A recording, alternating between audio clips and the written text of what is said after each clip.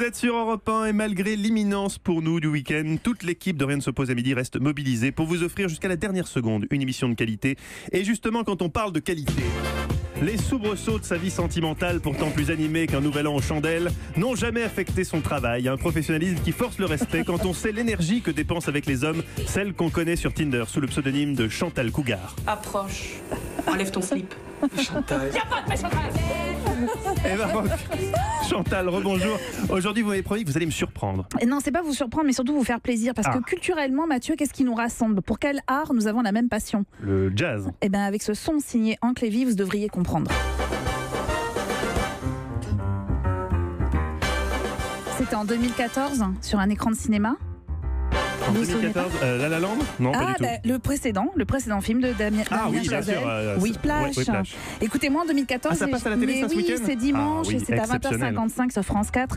En 2014, j'étais restée scotchée sur mon siège dans le petit cinéma de mon quartier. 1h30 d'apnée devant l'écran. 1h30 devant le premier film donc d'un cinéaste fou de jazz, Damien Chazelle.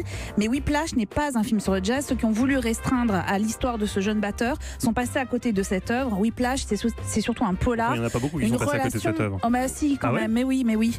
C'est une relation dominé-dominant entre le musicien et son chef d'orchestre, un film sur la performance, la compétition, l'exigence et la rigueur, un film qui vit au rythme de cette batterie, un rythme crescendo qui étouffe presque, crescendo aussi dans la relation conflictuelle entre les deux personnages, entre ce batteur ambitieux et ce chef autoritaire. C'était le premier film de Damien Chazelle qui a été récompensé dans le monde entier et qui lui a offert au passage les budgets nécessaires pour une autre œuvre sortie 2 ans plus tard, La La Land. Autant vous dire que je suis extrêmement impatiente de découvrir la série qui concocte.